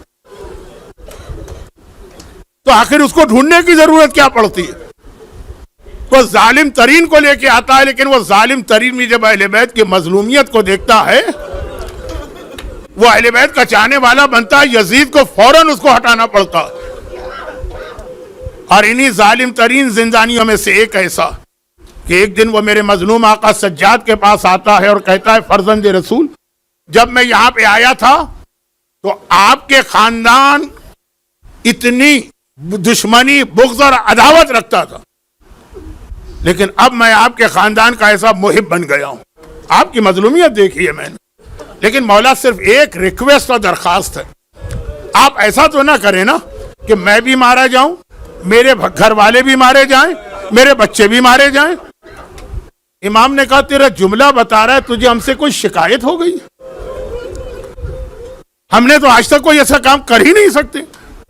فرزند رسول، ہاں ایک شکایت، اور وہ یہ کہ میں جتنا میرے اختیار میں ہے اتنی میں سہولتیں دے رہا ہوں نا، لیکن پھر دیکھیے آپ کے خاندان کی کوئی بیوی رات کے وقت باہر نکل کے، قید خانے سے نکل کے وہ قید خانے کے دروازے کے باہر بیٹھتی ہیں، وہاں ماتم شروع کرتی. اگر یزید کو پتہ چل جائے تو میرا زن بچہ کولو پلوا دے گا. مولا سجاد نے کہا ایک بات بتا دے، جب شام کو تو جاتا ہے واپس اپنے ہاتھ سے دروازہ لاک کر کے جاتا ہے؟ کہا ہاں مولا. جب فجر کے قریب آتا ہے تو اپنے ہاتھ سے دروازہ کھولتا ہے، لاک کھولتا ہے؟ کہا جی. کہا یہ دروازہ کھلا ہے؟ نہیں. قفل کھلا ہے؟ نہیں. کہا جب ساری رات قید خانہ بند ہے تو اگر کوئی بیوی باہر جانا بھی چاہیں تو کیسے جائیں گی؟ اب چکرا گیا کہ ہاں فرزند رسول یہ بات تو آپ صحیح کہہ رہے ہیں. مولا نے کہا تجھے دھوکہ کیسے ہوا کہ ہم میں سے کوئی بیوی باہر جاتی؟ کہا 2 وجہ سے. نمبر 1 ان کا لباس وہی ہے جو آپ کے خاندان کا لباس ہے. آپ کو پتا ہے نا کہ عرب کے علاقے میں ہر علاقے کا لباس الگ ہوتا ہے. بحرینی ابا الگ ہے، کویتی ابا الگ ہے، عمانی ابا الگ ہے. لباس وہی ہے جو آپ کے گھرانے کا. چلیں پھر بھی لباس ہو سکتا ہے کہیں سے لے لیا. ان کے نوحے اور بین بھی وہی ہیں جو سارا دن میں یہاں سنتا ہوں. کبھی کہہ رہی ہوتی ہیں ہائے میرا حسین، کبھی کہہ رہی ہوتی ہیں ہائے میرا اکبر. مولا سجاد نے کہا اچھا اب اگر وہ بیوی نظر آئے تو مجھے بلا لینا. مولا آتے ہیں قید خانے میں. زینب نے گھبرا کے پوچھا سجاد یہ ظالم کا آدمی اتنی دیر کیا بات کرتا رہا؟ مولا نے تفصیل بتائی. زینب نے حیران ہو کر کہا اچھا تو جب وہ بیوی نظر آئے تو بیٹا سجاد مجھے بھی ساتھ لے جانا. اسی رات کو آدھی رات کا وقت ہے، زندانی دوڑا آیا. کہا فرزند رسول ذرا چلے. وہ بیوی آج بھی باہر بیٹھی بھی ماتم کر رہی. مولا سجاد کو تو پتا ہے نا، لیکن آواز دی پھوپھی اماں ذرا چلیے. دونوں باہر آئے. رات کا وقت، آدھی رات، سناٹا، آدم نہ آدم ذات کوئی بھی نہیں ہے. مولا نے دیکھا واقعاً ایک بیوی زمین پہ بیٹھی ہوئی ماتم کر رہی. زندانی کو ایک طرف لے گئے. زینب کبریٰ آگے بڑھتی اور آگے بڑھ کے کہا کہ میں علی کی بیٹی پہلے تو آپ کا شکریہ ادا کرتی. جب سے کربلا میں میرا بھرا گھر لٹا ہے کسی نے میرے گھر والوں کا ماتم نہیں کیا، آپ نے میرے گھر کا ماتم کیا۔ نقاب پڑی ہے بی بی کے چہرے پہ، نقاب کے پیچھے سے آواز آئی کہ ارے اس گھر کا ماتم میں نہ کروں تو اور کون کرے گا؟ زینب تڑپ گئی، کہا بی بی آپ کی آواز جانی پہچانی لگ رہی ہے، ایسا لگ رہا ہے یہ آواز میں نے بہت سنی ہے، للہ اپنا تعارف تو کرا دیجئے۔